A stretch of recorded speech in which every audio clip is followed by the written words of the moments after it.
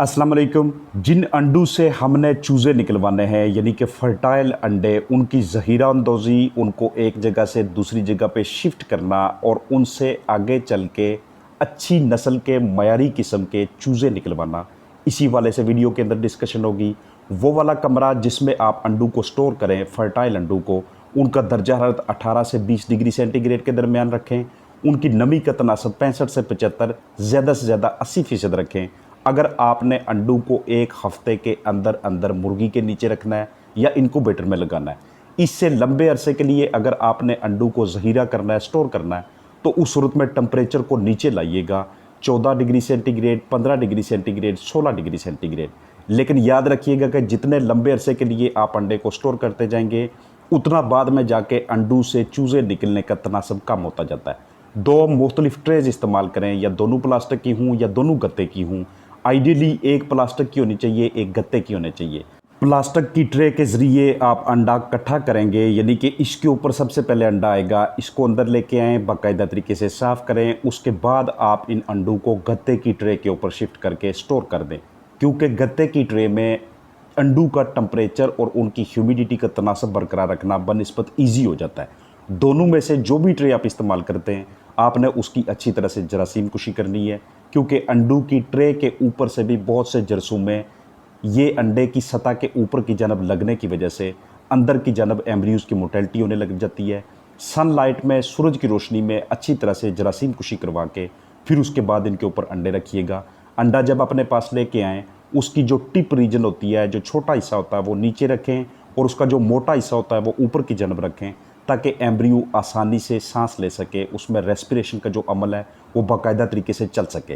अंडों की सफाई के वाले से ना तो पानी मारें उसके ऊपर, ना रेगमार का इस्तेमाल करें, ना गीले कपड़े का इस्तेमाल करें। इस तरह से आप अपने पास ब्लेड का एक हिस्सा ले लें और आराम आराम से ऊपर की जानब जो बीट मौजूद है या जो दूसरा गंद मौजूद है उसको उतारें। ज़रा सी भी सख्ती करेंगे तो छिलके के ऊपर की जानब मौजूद जो क्यूटिकल होती है, जो झिल्ली होती है, वो ज़ख्मी होना शुरू हो जाती है।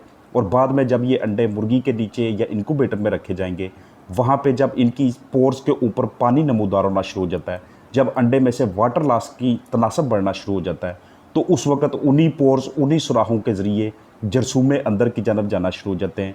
और बाद में हमारे फ्लाक्स के अंदर मुख्तलिफ़ अक़साम के फंगल इन्फेक्शन आते हैं, साल्मोनेला और दूसरे हैचरी बॉर्न, इस तरह के इन्फेक्शंस ये काफ़ी ज़्यादा मिकदार में आना शुरू हो जाते हैं। और हमारे पास पूर क्वालिटी का चूज़ा आता है, या चूज़े आगे जाके किसी भी स्टेज में अमवात का शिकार होने लग जाते हैं।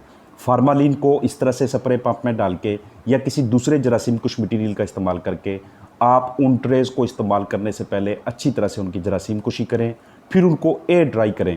अगर आपको अपने अंडों के नमी के तनासब को बरकरार रखने के वाले से दुश्वारी का सामना हो, तो ऐसी सूरत में बोरियों का इस्तेमाल करना या दूसरे कपड़ों का यूज़ करना, उन्हें गीला करना या उनके ऊपर पानी स्प्रे करके ये उस कमरे में रखना जहाँ पे अंडे मौजूद हैं, ह्यूमिडिटी के लेवल को बरकरार रखने में मदद देता है।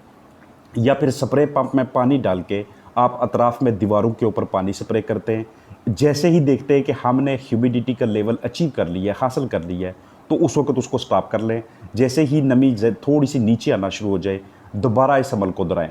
अंडों के दरमियान में आपने बाकायदा फासला रखना है, अगर आपके पास अंडे पेटियों की शक्ल में हैं, ताकि उसमें से हवा बेहतरीन तरीके से क्रॉस हो सके और अंदर की जानब एम्ब्रियो डेड ना हो, अर्ली एम्ब्रियो मोटेलिटी ना हो।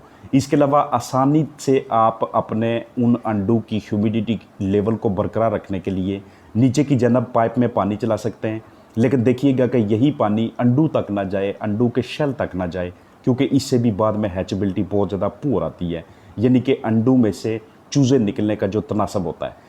कपड़े को या बोरी को या किसी दूसरे मटेरियल को गीला करके उस कमरे में रख देना, लटका देना, और साथ अगर आप एक पंखा चला लें जो पेडिस्टल फ़ैन होता है, जिसकी हवा इन कपड़ों से, इन बोरियों से टकरा के गुजरे, तो ये भी एक आसान तरीन तरीक़ाकार होता है उन एग्स की ह्यूमिडिटी लेवल को बरकरार रखने का, जो कि फर्टाइल पर्पज़ के लिए इस्तेमाल हो।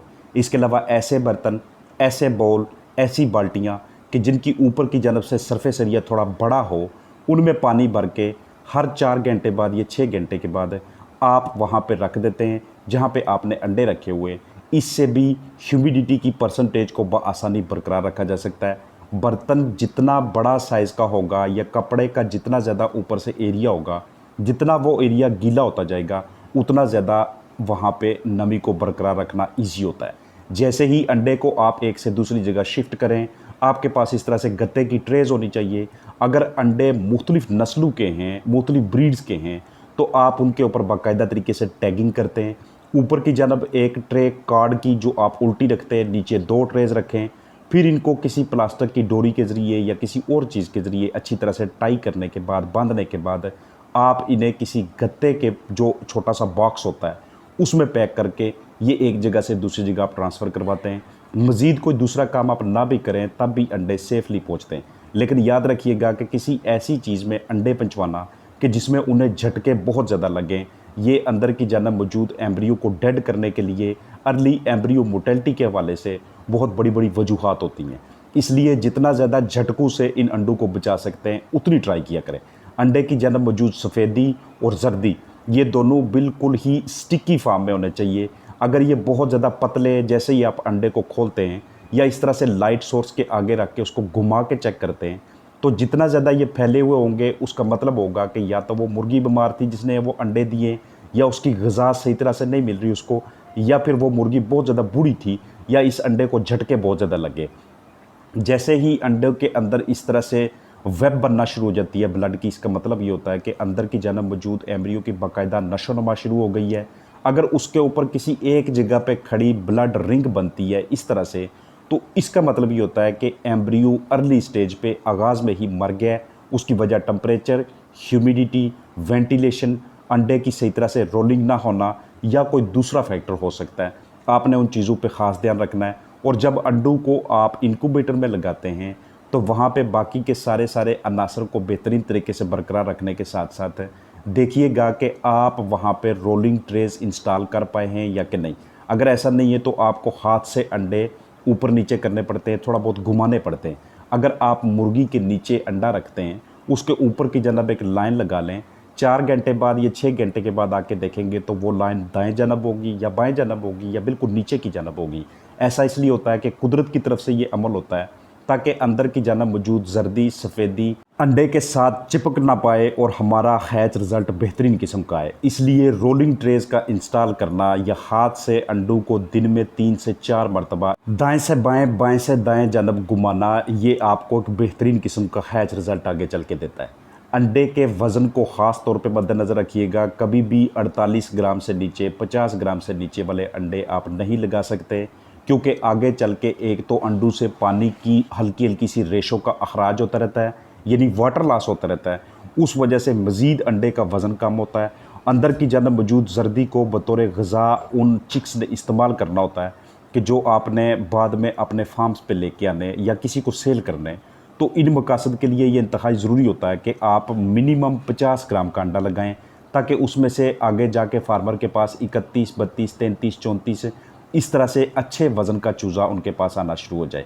और जैसे ही जिस दिन पे आपके पास हैच रिज़ल्ट आता है, वहाँ पे पीछे की जानब वो वाले अंडे कि जिनमें से चूज़े नहीं निकल सके, वो लाजमी तौर पे एक साइड पे करें।